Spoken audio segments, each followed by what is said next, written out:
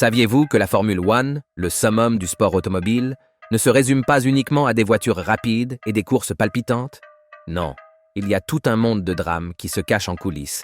Et aujourd'hui, nous allons soulever le voile sur l'une des plus grandes controverses à ce jour. Faites vos ceintures, mesdames et messieurs, car les choses s'apprêtent à devenir vraiment folles. La FIA, le grand patron de la Formule 1, s'est retrouvé dans une situation délicate lorsqu'un lanceur d'alerte est entré en scène.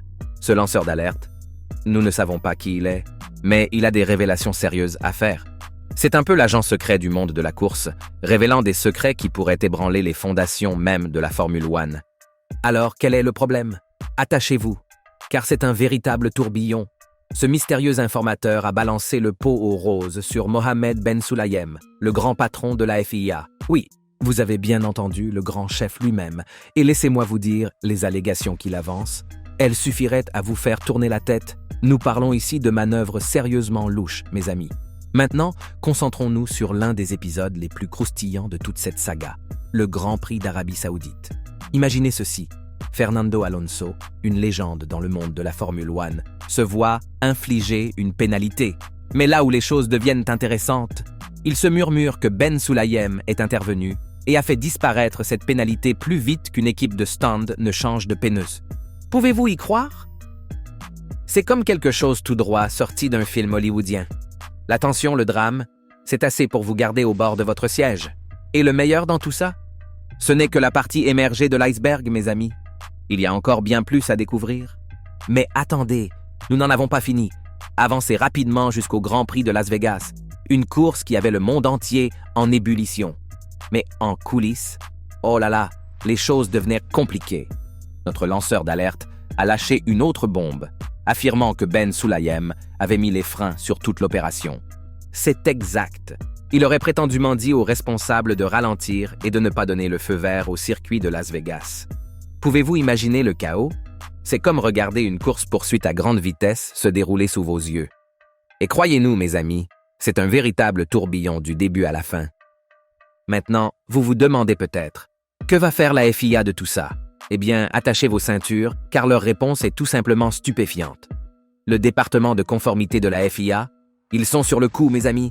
C'est comme les détectives du monde de la course, sniffant les indices et traquant la vérité. C'est comme un véritable polar à la sauce Formule 1.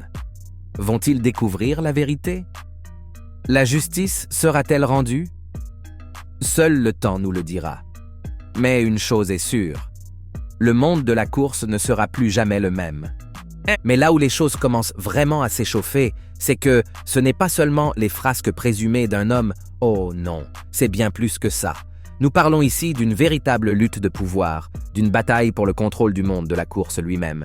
Vous avez la FIA et la Formule 1 engagées dans un affrontement féroce, comme des concurrents rivaux cherchant à prendre position sur la piste. Les accusations fusent, les tempéraments s'échauffent. C'est comme une cocotte minute prête à exploser. Et au centre de tout ça, Mohammed Ben Sulayem, un homme avec plus de pouvoir qu'un moteur turbo. Mais n'oublions pas, mes amis, ce drame n'est pas apparu de nulle part. Oh non, il couvait sous la surface depuis un bon moment déjà. Depuis que Ben Sulayem a pris les rênes, c'est une bosse sur la route après l'autre.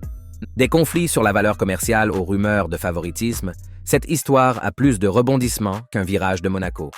Et avec les tensions plus hautes qu'un moteur suralimenté, qui sait ce qui va se passer ensuite dans ce monde sauvage et imprévisible de la Formule 1. Bon, plongeons au cœur de ce drame de la F1 mettant en scène Toto Wolff et sa femme, Suzy. Toto, le grand patron de Mercedes, n'est pas étranger aux projecteurs. Connu pour son talent stratégique et sa compétitivité féroce, il a semé le trouble avec Ben Sulayem et la FIA, lançant des accusations comme un équipage de stand lançant des pneus. Et puis, il y a Suzy, une pionnière à part entière, à la tête de l'académie de F1 entièrement féminine. Mais maintenant, elle est également sous les feux des projecteurs, des rumeurs de conflits d'intérêts tourbillonnant autour d'elle. Malgré la pression, les Wolff ne reculent pas. Ils se préparent à un combat, prêts à défendre leur honneur contre quiconque oserait les défier. Alors, attachez vos ceintures, car dans le monde de la Formule 1, lorsque les tensions sont vives et les égos en jeu, tout peut arriver. Alors, où va la Formule 1 à partir de là? Avec les courses en Arabie Saoudite qui se profilent à l'horizon, les tensions sont plus élevées qu'un moteur suralimenté. Ben Sulayem survivra-t-il à la tempête?